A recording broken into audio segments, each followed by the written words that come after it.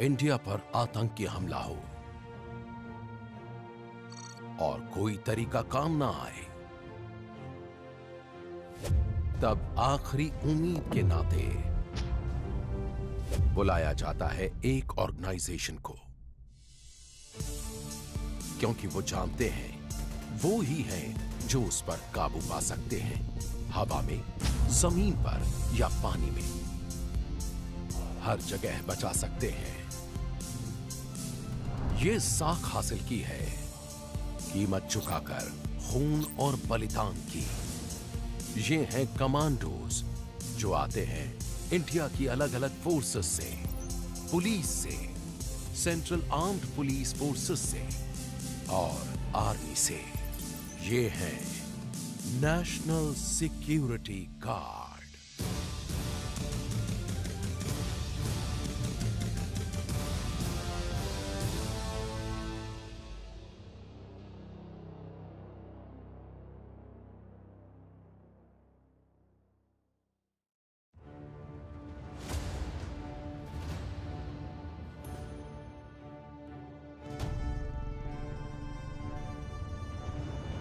NSG campus से निकले हैं इंडिया के कुछ सबसे शानदार हीरोज, ब्लैक कैट कमांडोज, जिन्होंने लोहा लिया आतंक से देश भर में जंग के कई मैदानों में।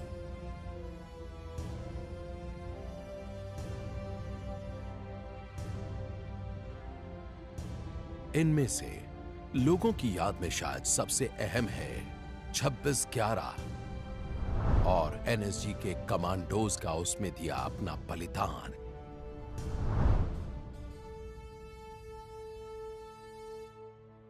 उनकी विरासत को एनएसजी ने आज तक सहेजा हुआ है। ये सोफा जिसे मुंबई के उस ताज होटल से लाया गया था जहां हुई थी 26/11 की सबसे खतरनाक जंग। नेशनल सिक्योरिटी गार्ड में नए नए आए प्रसन्नजीत तोमर खामोश खड़े हैं उस जंग की गोलियों से छलनी यादगार के सामने।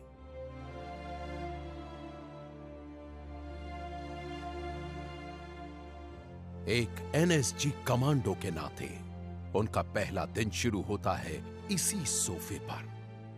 उन्हें याद आती हैं वो घटनाएं और अपने कमांडिंग ऑफिसर के शब्द। जिस जगह आप बैठे हैं इसे हम कहते हैं क्रेडल ऑफ सैक्रिफाइस। जब आप यहाँ बैठे हैं आपको ये समझना चाहिए कि आप एक लेगेसी को गार्ड कर रहे हैं। लेकिन ब्लैक कैट कमांडो बनना कमजोर दिल वालों का काम नहीं है। कमांडो! एनएसजी उनके कमांडोज को उनकी हदों तक ले जाता है, इंसानी ताकत की हदों के पार। उनके सबसे जबरदस्त खौफ से भी आगे।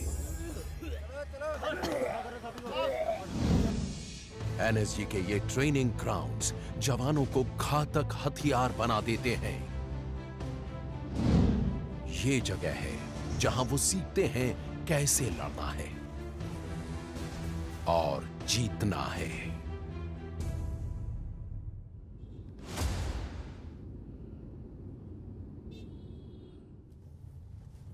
ये जो जयपुर हाईवे है ना, उस साइड से लेना। जयपुर हाईवे से वो गेट नंबर 1 है ना, वहीं आएगा। नेशनल सिक्योरिटी गार्ड साल में 3 बार नए कमांडोज के लिए ट्रायल कंडक्ट करता है। प्रसन्नजीत तोमर चुने जाने की उम्मीद से आने वाले कई जवानों में से एक हैं। मैं इस समय एनएसजी के ट्रेनिंग सेंटर को ज्वाइन करने जा रहा हूँ, जहाँ पर मेरा 3 महीने का प्रोबेशन शुरू होगा। ये तभी होगा जब वो 12 हफ्ते का कमांडो कन्वर्जन कोर्स पूरा कर लेंगे। फिर आगे 6 हफ्ते का यूनिट इंडक्शन होगा। इसके बाद वो एनएसजी की ब्लैक यूनिफॉर्म हासिल कर पाएंगे। मैं अलीगढ़ से हूँ, जहाँ मैं पला बढ़ा और पढ़ाई भी वहीं से की। पढ़ाई के लिहाज से मैं एक मैकेनिकल इंजीनियर हूँ और मैंने ये कोर्स अलीगढ़ मुस्लिम यूनिवर्सिटी से किया है। एनएसजी अपनी मैन पावर पुलिस, आर्मी और पैरामिलिट्री फोर्सेस से लेता है। इसमें आने की उम्मीद पाले लगभग सभी 800 जवान अनुभवी और मजबूत हैं। उन्हें ऐसा होना ही होगा अगर वो दुनिया के सबसे कड़े कमांडो कोर्सेज में से एक से जुड़ना चाहते हैं तो। मेडिकल सर्टिफिकेट कहाँ है? तो उधर क्यों रख रहा है? किसी साल लगाओ ना medical certificate. Jain sir, CC के लिए रिपोर्ट करने आया हूँ। आपने एसआरटीसी में रिपोर्ट करना है। ठीक है सर। सामान अपना लगेज गाड़ी में रखना है और बस में बैठना है आपने। स्क्रीनिंग का हफ्ता बहुत खास होता है। इस दौरान लगभग आधे उम्मीदवार बाहर कर दिए जाएंगे। वो 3 महीने के कमांडो कन्वर्जन कोर्स में दाखिल तक नहीं हो पाएंगे। जल्दी आइए फटाफट। तोमर किस्मत वाले रहे, पहले ही दिन उनका अपने साथियों से मिलना हुआ। जय हिंद। कैसा संदीप? कैसा है भाई? बस बढ़िया। जैन सर, मैं हूं मेजर तोमर। बढ़िया सर। क्या हाल है भाई? हाय, मैं हूं मेजर तोमर। तू पहले से ही गंजा हो गया है? मैंने सोचा करा ही लेता हूं जब कॉलिंग का क्या सीन है सर? शाम का बता रहे हैं। अभी तो ऐसा टाइम तो बताया नहीं, लेकिन शाम का कह रहे हैं। पहला हफ्ता ही दिखा देता है कि एनएसजी में आना कितना कॉम्पिटिटिव होता है। नेशनल सिक्योरिटी गार्ड का ट्रेनिंग सेंटर देश का एक प्रीमियम ट्रेनिंग इंस्टीट्यूट है। ये उन कई प्रोबेशनर्स को ट्रेन करने के लिए बनाया गया है जो इंडियन आर्मी और तमाम सेंट्रल आर्म्ड पुलिस फोर्सेस से नेशनल सिक्योरिटी गार्ड में इंडक्शन के लिए जाते हैं। एनएसजी के फिजिकल स्टैंडर्ड्स तय होते हैं। इन्हें क्लियर करके ही आप एनएसजी का हिस्सा बन सकते हैं। सभी एक साथ।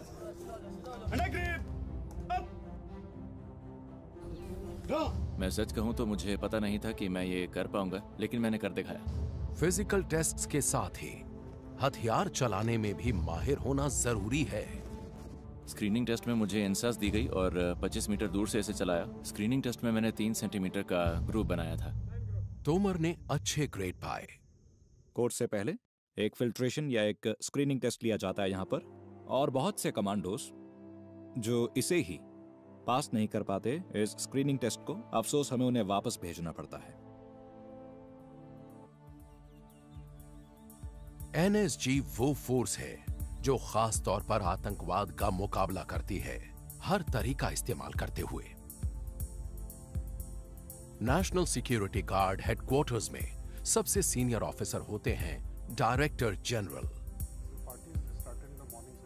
एनएसजी इंडिया की एक premier urban anti terror force है, इसलिए हमें ऐसे ऑपरेशंस के लिए बुलाया जाता है जो बहुत ही क्रिटिकल होते हैं। एक एंटी टेरर फोर्स के नाते एनएसजी का मुख्य काम है आतंक से निपटना, हर तरह के आतंक से। इसलिए आमतौर पर हमें फोर्स की आखिरी उम्मीद के तौर पर बुलाया जाता है, और हम एक फेडरल कंटिजेंसी फोर्स कहे जाते हैं। इसलिए हमसे ऐसे ऑपरेशंस की उम्मीद होती है जो बहुत ही ज्यादा सीरियस होते हैं, जिनसे देश की सुरक्षा को गंभीर खतरा हो सकता है। मानेसर में एनएसजी कैंपस करीब 1600 एकड़ में फैला हुआ है। इसके बहुत सारे ट्रेनिंग ग्राउंड्स में आतंक का मुकाबला करने की तरकीबें सिखाई जाती हैं, उन्हें पक्का किया जाता है। नई सोच के ये कमांडोज उन ज्यादातर इक्विपमेंट्स के बिना ट्रेनिंग लेते हैं जो दूसरे कमांडोज इस्तेमाल करते हैं। जिन बिल्डिंग्स में दाखिल होने का कोई सीधा तरीका न बचे तो ये पार्कर तकनीक काम में लाते हैं। एनएसजी सिर्फ यहाँ मानेसर में ही बेस्ड नहीं है, इसके रीजनल हब्स पूरे देश में हैं। इंडिया में कहीं भी किसी भी अनहोनी से फौरन निपटा जा सकता है। नेशनल सिक्योरिटी गार्ड अलग अलग जगह होते हुए भी एक चुस्त दुरुस्त फोर्स है।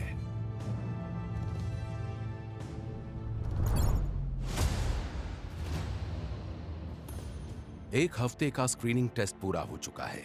बस आधे ही जवान कमांडो कन्वर्जन कोर्स के लिए क्वालिफाई हुए हैं। कैंडिडेट तोमर चुनिंदा जवानों में से एक हैं।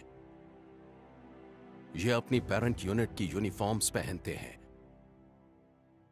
अलग रंग और बैजेस दिखाते हैं कि एनएसजी में अलग अलग फोर्सेस के जवान आते हैं।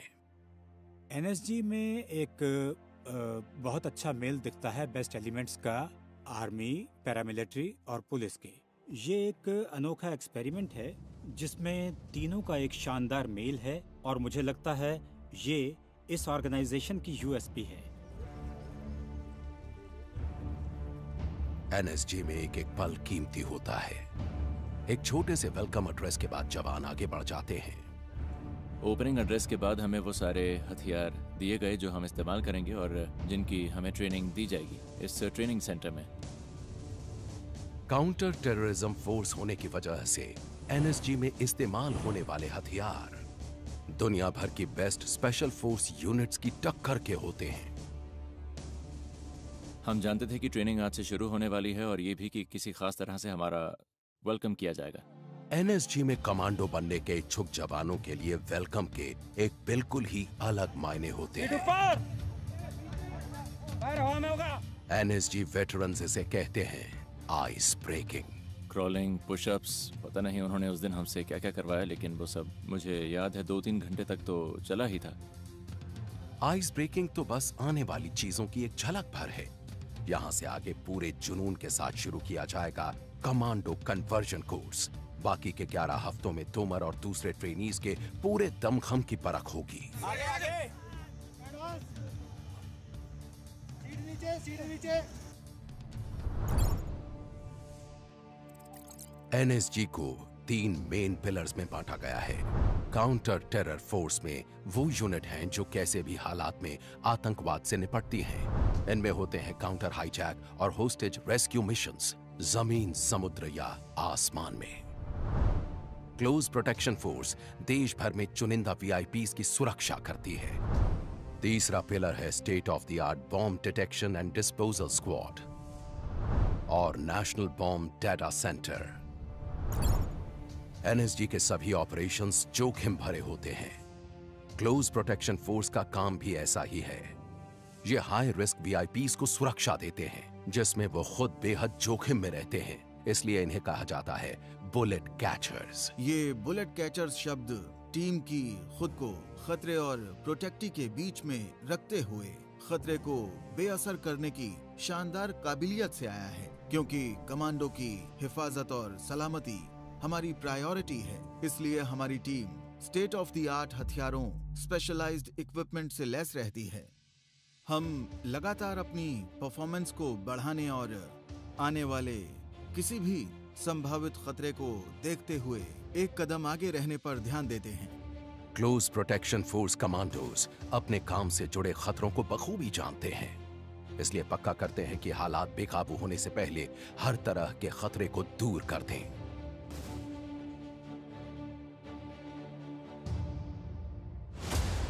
ये जवान 12 हफ्ते का कड़ा कमांडो कन्वर्जन कोर्स झेल चुके हैं और अब एनएसजी के अलग अलग विभागों में इंडक्शन के लिए तैयार हैं।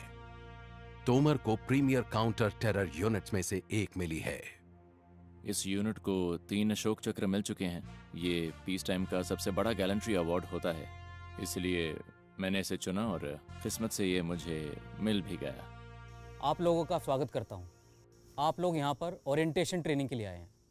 काउंटर टेररिज्म यूनिट ट्रेनिंग के आने वाले 6 हफ्ते गुजरे 3 हफ्तों को बाएं हाथ का खेल जैसा साबित कर देंगे। अभी आप एक स्पेशलिस्ट यूनिट में आ रहे हैं। इस देश का इलीट काउंटर टेरर यूनिट है। हमारा इतिहास खून से लिखा हुआ है और आज इस ट्रेनिंग करने के बाद जब आप ब्लैक इन होंगे तो आप उस विरासत, उस लेगेसी के कस्टडियन होंगे। इसके लिए आप लोगों से एक्सपेक्टेशन है कि आप यहाँ पर आपके दाएं बैठे हुए उस्ताद जो सिखाएंगे उसको बहुत लगन से, बहुत मेहनत से सीखेंगे।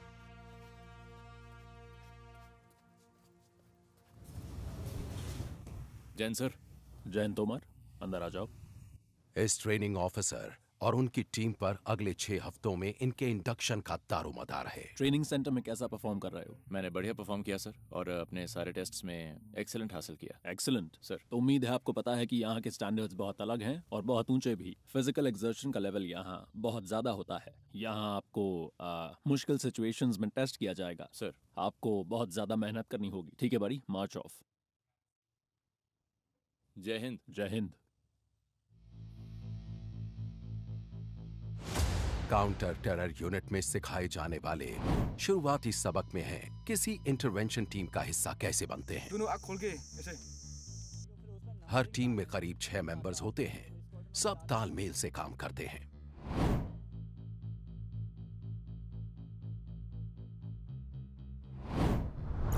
किसी भी काउंटर टेरर फोर्स का पहला बिल्डिंग ब्लॉक होती है एक इंटरवेंशन टीम।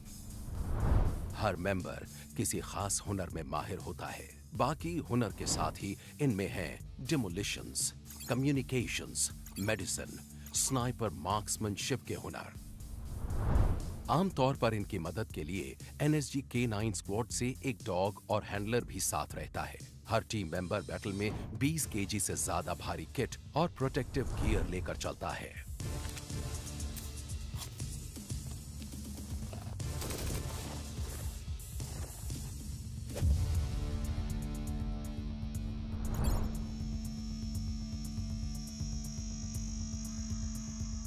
पहले हफ्ते में इंडक्टीज से कई तरह की इंटरवेंशन सिमुलेशन ड्रिल कराई जाती हैं।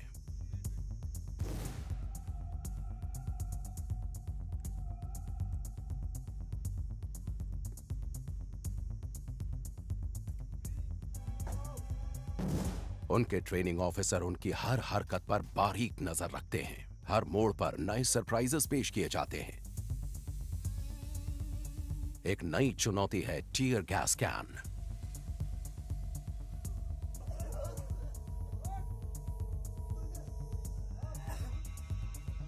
टीयर गैस आंखों में तेज जलन पैदा करती है और स्किन के जलने जैसा एहसास होता है। इन सब लोगों ने बहुत अच्छा किया, सच मानिए। इनमें से अभी तक कोई भागा नहीं। मैं कहूंगा कि इस पूरे ग्रुप में ही बहुत जोश भरा है। उसी दोपहर आगे उनके ट्रेनिंग ऑफिसर ने तोमर के लिए एक टीयर गैस कैन खोला। तोमर ने पहली बार वैसा कोई हथियार थामा था, लेकिन यह आखिरी बार नहीं होने वाला था। एनएसजी ट्रेनिंग पूरी मशक्कत मांगती है और ऐसा सिर्फ 2 पैरों वाले कमांडोज के लिए नहीं है। यहां 4 पैरों वाला भी एक पूरा कंटीजेंट है, K9 dog squad. NSG soldiers को ब्लैक कैट कमांडोज कहते हैं। यहां ब्लैक कैट्स और डॉग्स की पार्टनरशिप होती है। K9 कमांडो गूगल को लगता है कि वो 2 पैरों पर चलने वाले अपने हैंडलर जितना ही माहिर है। गूगल एक हाईली ट्रेन्ड स्निफर डॉग है। इसका काम है एयरक्राफ्ट के ओवरहेड लगेज रैक में विस्फोटकों का पता लगाना।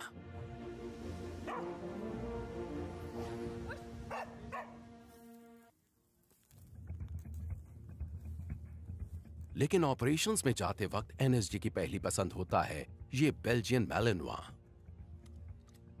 ये है द्रोना K9 डॉग स्क्वाड का स्टार कमांडो।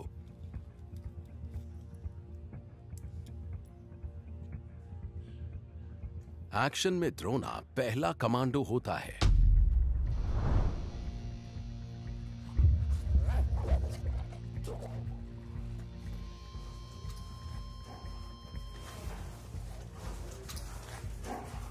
आज द्रोना K9 स्क्वाड में सीनियर है और इंसानों की तरह अपनी कमांडो स्किल्स को बेहतर बनाने के लिए टेक्नोलॉजी का इस्तेमाल करता है। टीम डॉग के पहने K9 विजुअल सिस्टम्स के भरोसे रहती है। गॉगल्स हैंडलर को वो नजारे दिखाते हैं जो द्रोना देखता है। हैंडलर द्रोना के कान में लगी एक डिवाइस के जरिए उससे बोलता है। Good. Stay. Drona back. Back. Stay. Left. इस दूसरी एक्सरसाइज में द्रोना अपने हैंडलर की नजरों से दूर जाएगा, करीब 1 किलोमीटर दूर मौजूद एक टारगेट को दबोचने के लिए। Go. द्रोना फुल पैकेज है एनएसजी के सबसे शानदार हथियारों के बीच।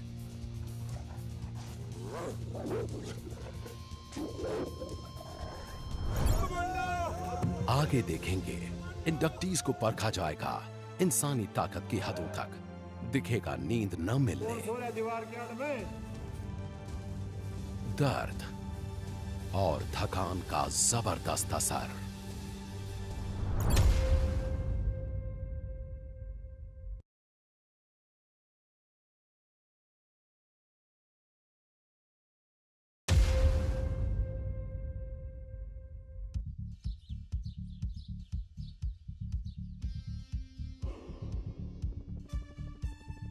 नेशनल सिक्योरिटी गार्ड के दूर तक फैले ट्रेनिंग ग्राउंड्स में कमांडोज काउंटर टेररिज्म टैक्टिक्स को निखारते हैं। इंडिया में सिर्फ एनएसजी के पास है काउंटर हाईजैक फोर्स। इनके कमांडोज कैंपस में मौजूद एयरक्राफ्ट के साथ हाईजैक के हालात की प्रैक्टिस करते हैं। टाइमिंग सबसे अहम है। FIT move, MIT move, Roger over. असल ऑपरेशन में यह जिंदगी और मौत का फैसला कर सकता है। MIT गो। कामयाबी मिलती है बेहद सटीक तालमेल से, वही सबसे अहम है।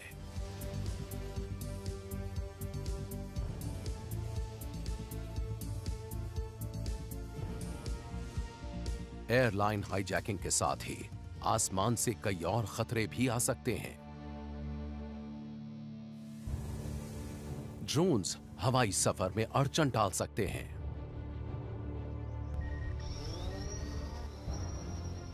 ये नारकोटिक्स और विस्फोटक भी डिलीवर कर सकते हैं या किसी हमले या सर्वेलेंस में मदद कर सकते हैं। 81 ड्रोन इन रेंज।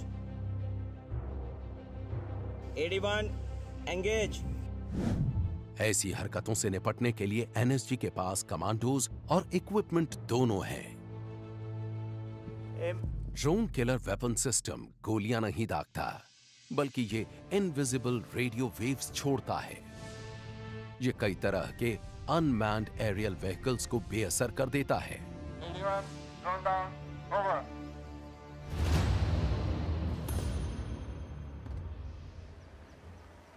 एनएसजी के सीनियर ऑफिसर्स फोर्स की तकनीकी तैयारी पर लगातार नजर बनाए रखते हैं। ये पक्का करते हैं कि काउंटर टेरर एक्टिविटीज के लिए सही किट साथ में हो। एनएसजी ऐसे ऑपरेशंस करता है जिनमें खास तरह के हथियार, खास इक्विपमेंट और खास प्रोटेक्टिव गियर चाहिए होते हैं। इसलिए बहुत जरूरी होता है कि हम अपने इक्विपमेंट को लगातार अपडेट करते रहें। आज एनएसजी तमाम तरह के हालात के लिहाज से पूरी तरह से लैस और तैयार है। खास तो हमेशा मशीन के पीछे मौजूद इंसान ही होता है, लेकिन इक्विपमेंट भी बहुत अहम रोल प्ले करते हैं। एक नैनो सेकंड जितना फर्क भी जंग के दौरान जिंदगी और मौत का फैसला कर सकती है। तो कमांडो के पास सबसे बेहतरीन इक्विपमेंट हो तो ऑपरेशन में उनकी कामयाबी के आसार बढ़ जाते हैं, उनकी हिम्मत बढ़ जाती है, लड़ने की उनकी काबिलियत बहुत बढ़ जाती है। इसलिए जब वो लड़ने जाते हैं तो उनके पास जरूरत की हर चीज रहनी चाहिए। उन्हें कभी भी किसी चीज की कमी महसूस नहीं होनी चाहिए। एनएसजी काउंटर टेररिज्म फोर्स में इंडक्शन ट्रेनिंग पूरे जोरों पर है। ट्रेनर्स पसीना सूखने नहीं दे रहे। इस एक्सरसाइज का मकसद था आपका फिजिकल और मेंटल दोनों टेस्ट लेना।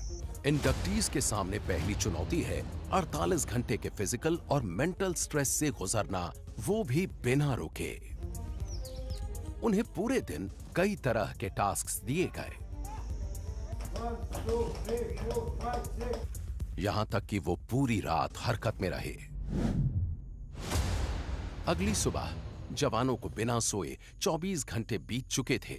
उन्हें अभी 24 घंटे और हरकत में रहना था। थके होने के बावजूद मेरे अंदर हमारे अगले टास्क को लेकर जोश था, स्नाइपर राइफल फायर करना। लेकिन हमारे ट्रेनर्स को हमें तनाव में रखना था, इसलिए हमारे फायर करने से पहले उन्होंने हमसे 30 नकल पुशअप्स कराए। खड़े हो जाइए। मैं जिंदगी में पहली बार एक स्नाइपर राइफल चलाने वाला था। रिटेन लाइन पोजीशन, मैं चाहता था निशाना ठीक लगे। टेल भर। लेकिन पुशअप्स के बाद मेरी सांस अब भी फूली हुई थी। हाथ थोड़ा भी हिला तो निशाना नहीं लगेगा और टारगेट्स काफी दूर होते हैं। यहां पर हमारा टारगेट था 400 मीटर की दूरी पर।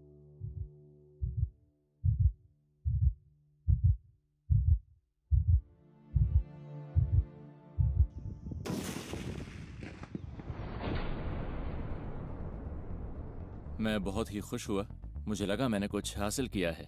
लेकिन सच कहूं तो उस वक्त दिमाग में तनाव से भरे आगे के 23 घंटे ही थे जो आने वाले थे। एनएसजी के आर्सेनल में स्नाइपर्स बहुत अहम हैं। कमांडो हाईली ट्रेन्ड मार्क्समैन होते हैं जो बेहद दूर के टारगेट्स पर निशाना साध सकते हैं। कभी कभी तो 1 किलोमीटर दूर तक का निशाना भेद देते हैं।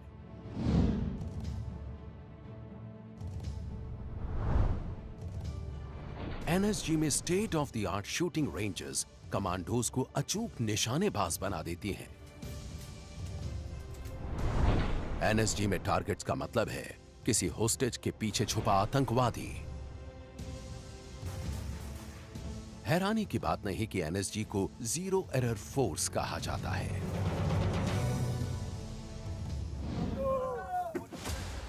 इस बीच इंडक्टीज 48 घंटे के स्ट्रेस टेस्ट से गुजरना जारी रखे हुए हैं। आप आगे चले जाओ, आगे चले जाओ। दूसरे दिन की दोपहर से पहले वो 40 डिग्री से ज्यादा के तापमान में टायर्स को पलट रहे हैं।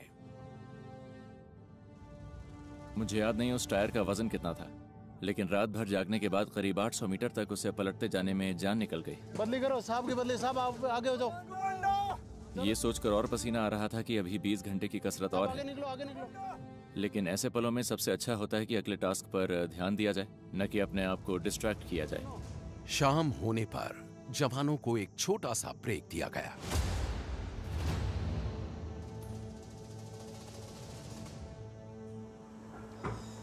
ट्रेनिंग के दौरान बॉडी को फिट रखना जरूरी है, और मुझे लगता है आपको पैरों का भी ध्यान रखना होगा, क्योंकि होता यह है कि 90% वक्त तो हम शूज़ पहनकर ही ट्रेनिंग करते हैं, तो अंदर जाने वाला पसीना और धूल पैरों में कोई दिक्कत पैदा कर सकती है। इसलिए जब भी मौका मिलता है मैं शूज़ उतार कर सॉक्स बदलता हूँ और पैर धो लेता हूँ।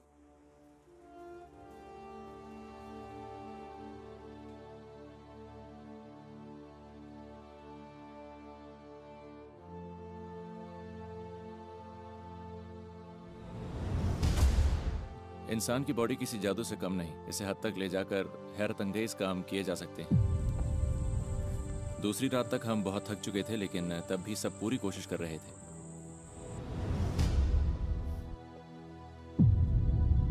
सच कहूं तो दिमाग में वो यादें रह रहकर उभरती हैं।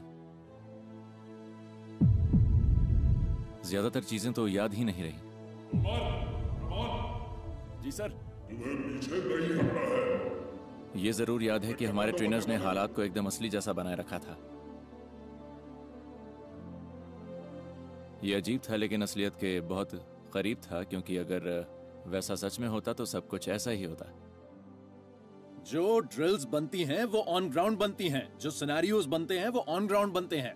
तो जितनी आप लोग प्रैक्टिस करोगे, सिचुएशन संभालने में उतने ही बेहतर बनते जाओगे। तो भी आप लोग ब्रेक करोगे, फिर डिनर करोगे, फिर उसके बाद आपके रात के आदेश दे दिए जाएंगे। क्लियर है सर? भाई सब खुश हैं सर?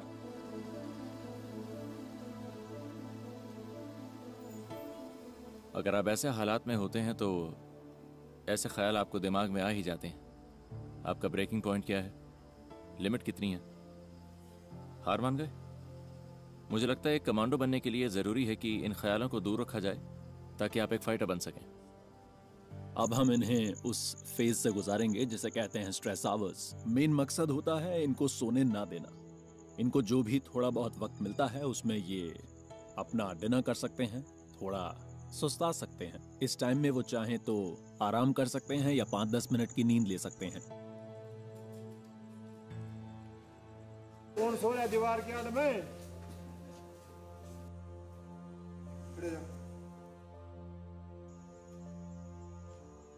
ऐसे पलों में मुझे अपनी फैमिली की याद आती है। मेरी बहन, उसका पहला बच्चा हुआ है जिसे मैंने अभी तक नहीं देखा, और मेरी बाइक की बहुत याद आती है।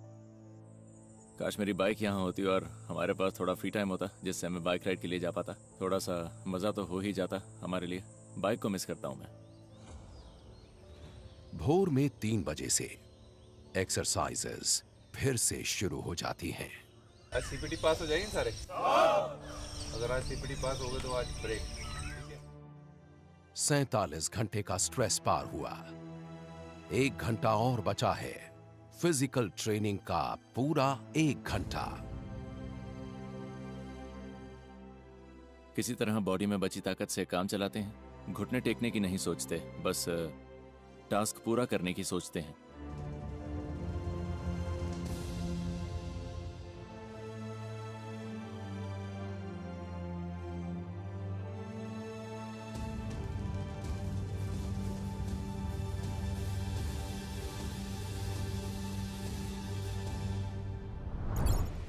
आगे देखेंगे कैसे जवान अपनी आखिरी बाधा तक पहुंचे। ये कुछ नहीं बस केओस है, और उसी केओस में आपको अपना दिमाग शांत रखना होता है। जान निकल रही थी, मैं धरती को मतलब जमीन को पीट रहा था, नखूनों से जमीन को पाट रहा था मैं।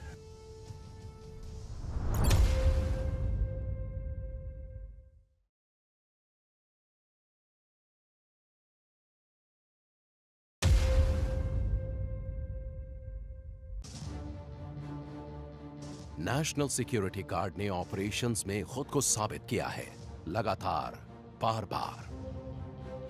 कामयाबी की ये राह आसान नहीं रही है। देश हम पर भरोसा कर सकता है, क्योंकि जब भी एनएसजी को तलब किया गया है हमने कामयाबी दिलाई है, और जरूरत पड़ने पर एनएसजी फुर्ती से मौके पर पहुंचकर पूरी ताकत से सर्जिकल पंच लगाएगी। एनएसजी का पूरा ओरिएंटेशन हर वक्त तैयार रहने को लेकर होता है। इस वक्त भी इस देश में ऐसी 8 टीमें हैं जो 30 मिनट से कम वक्त में हरकत में आ सकती हैं। इसलिए एनएसजी का विजन है वर्ल्ड क्लास होना, क्योंकि एक जीरो एरर फोर्स कभी चूकती नहीं है।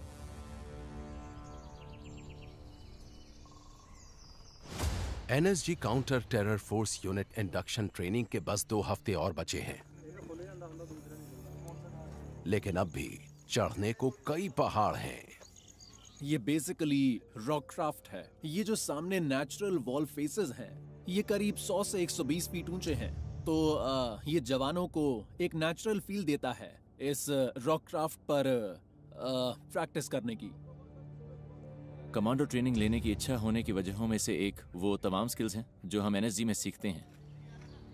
मैं पहले क्लाइंबिंग कर चुका हूं, लेकिन यहाँ की कंडीशंस अलग हैं।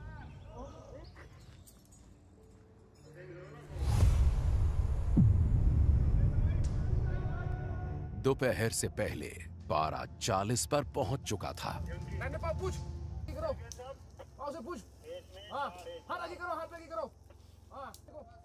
जून की गर्मी और जबरदस्त उमस।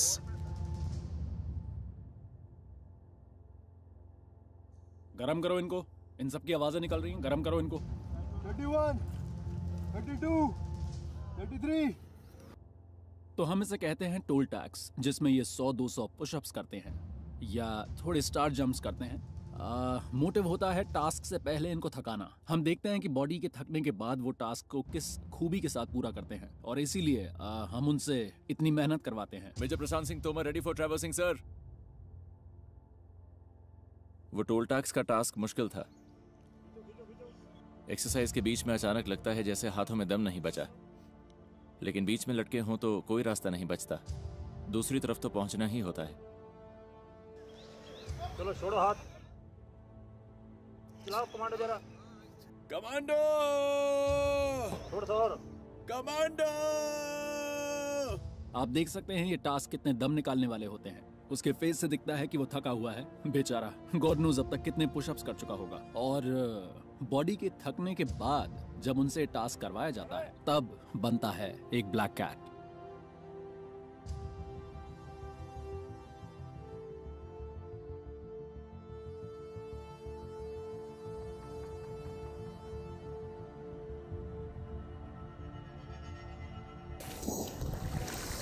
तोमर, मजा नहीं आया दोस्त।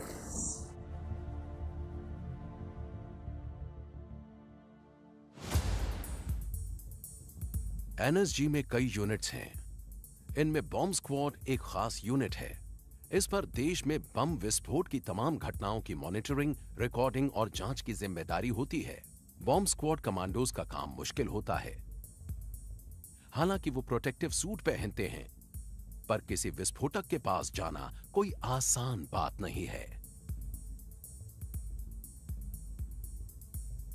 उन्हें विस्फोटक को खुद उठाकर कंटेनमेंट चैम्बर में रखना होता है।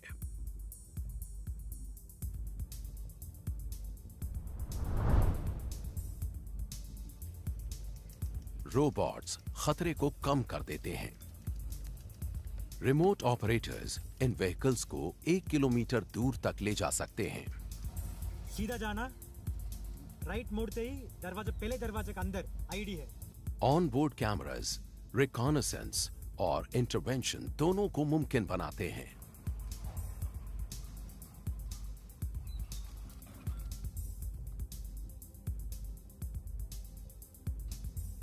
व्हीकल भले ही छोटा है, लेकिन इसमें ताकत जबरदस्त है। फायर।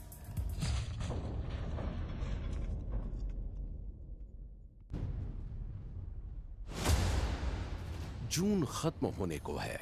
इंडक्शन प्रोसेस का 5वां हफ्ता चल रहा है और जवान आखिरी बाधा तक पहुंच चुके हैं। आज सुबह से ही बादल आए हुए थे, इसलिए बारिश भी हो गई। क्योंकि पिछले 3 दिन से इतना ज्यादा ह्यूमिड, इतनी ज्यादा गर्मी, मौसम इतना खराब रहा है कि अच्छा हुआ आज बारिश हो गई। इंस्ट्रक्टर्स ने सबसे मुश्किल टास्क अंत के लिए बचा कर रखा है। सर्किट पूरा करने में कम से कम 2.5 से 3 घंटे लगेंगे, क्योंकि वो चल कर नहीं, इसे रेंग कर पूरा करने वाले हैं। और हम देखेंगे कि वो एक टीम के नाते कैसा परफॉर्म करेंगे।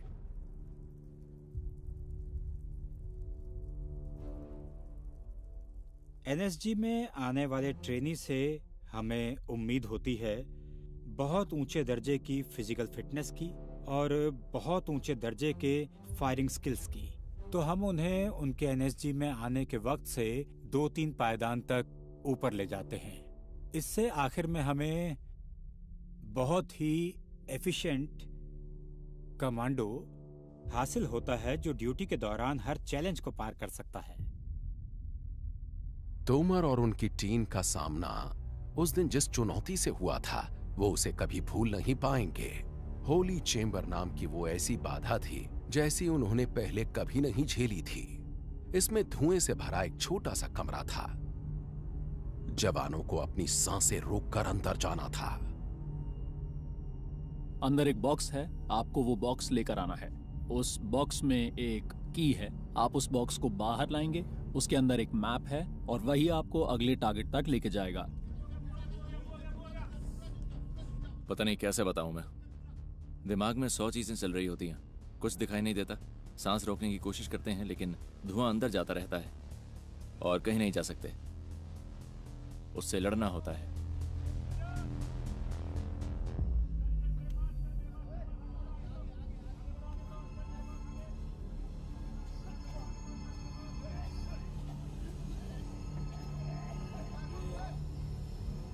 इस चैम्बर में घुसे कोई चमक नहीं रहा था। मतलब जैसे अंदर हुए तो घुटन होती थी, सांस नहीं आता था, जान निकल रही थी गले से नीचे। मतलब इधर बिल्कुल ब्लॉक हो गया, सांस गया नहीं। मैं धरती को मतलब जमीन को पीट रहा था, नखूनों से जमीन को काट रहा था मैं। बॉक्स को ढूंढ कर लाने की टीम की पहली कोशिश बेकार गई, जिसका एक ही मतलब था, दोबारा कोशिश करो। ये कुछ नहीं, बस केओस है और उसी केओस में आपको अपना दिमाग शांत रखना होता है।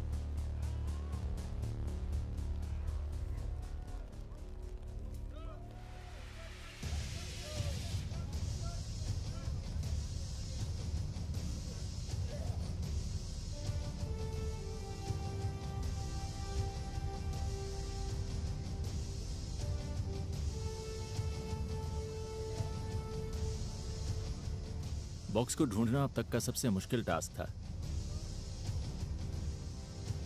उसके बाद तो लगा कि हम कुछ भी कर सकते हैं।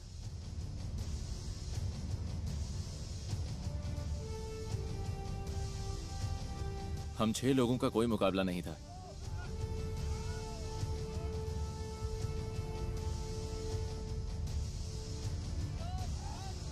हमने एनएसजी की दी हुई हर मुश्किल को पार किया। अब हमें कोई नहीं रोक सकता था। बोले ना कमांडो क्या होता है, फिजिकली मेंटली बंदा इतना स्ट्रॉन्ग कर देते हैं कि उसमें कितना ही प्रेशर आ जाए वो अपना काम करेगा। तो जिस मुद्दे के लिए उसको भेजा जा रहा है, जो काम टास्क मिला है ना, वो टास्क पूरा करेगा।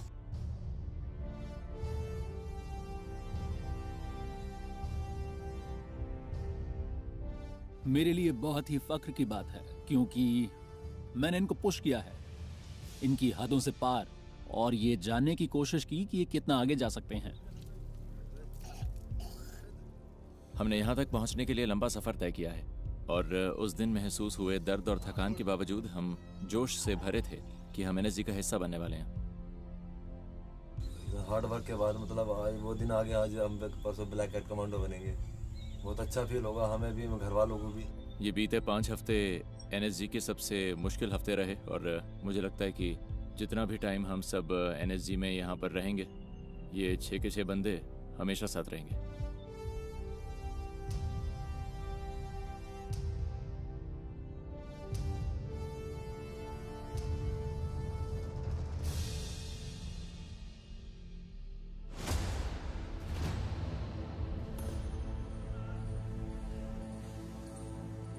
इंडक्शन पीरियड पूरा हुआ। 4.5 महीने की मुश्किलें खत्म हुई। अभी पता लग रहा ना हमारी हालत कैसी।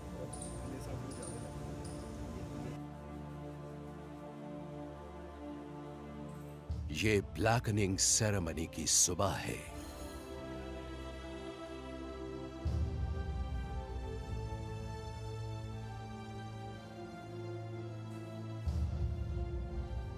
थोड़ी देर बाद तोमर और दूसरे जवान एनएसजी की काउंटर टेरर फोर्स में अपनी जगह लेंगे। ब्लैक पहनना एक बहुत ही गजब का एहसास था।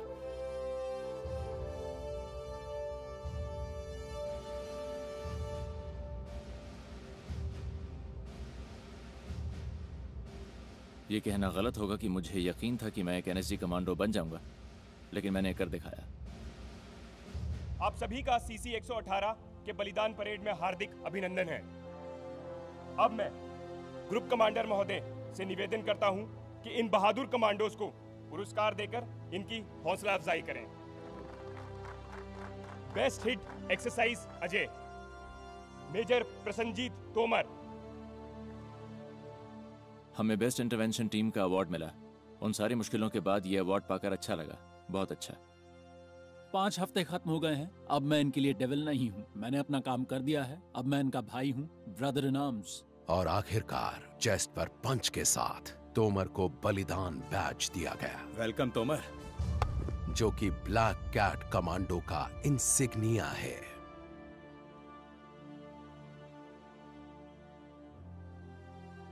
सेरेमनी के बाद हमें पहली बार ऑफिसर्स मेस में ले जाया गया।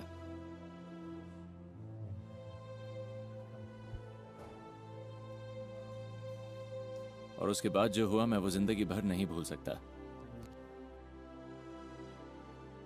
जिस जगह आप बैठे हैं इसे हम कहते हैं क्रेडल ऑफ सैक्रिफाइस। आप अपने आसपास देखेंगे तो आप पाएंगे वो गोलियों के निशान जो हमें मिले ताज होटल मुंबई से।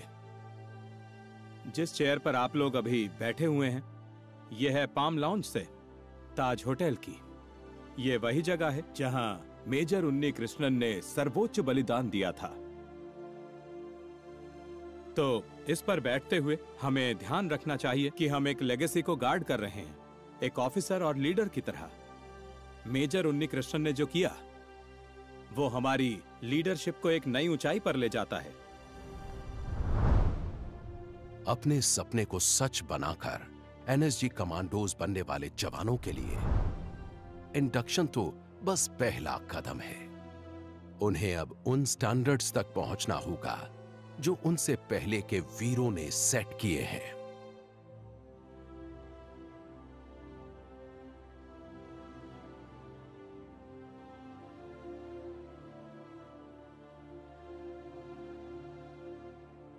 अपनी शुरुआत के बाद बीते करीब 40 साल में नेशनल सिक्योरिटी गार्ड ने बलिदान और खून देकर शोहरत हासिल की है। अपनी जान कुर्बान करने वाले जवान हर रोज प्रेरणा देते हैं। ये देश हमेशा उन्हें याद रखेगा। उनकी वीरता हमेशा याद रखी जाएगी। देश उनका हमेशा आभारी रहेगा।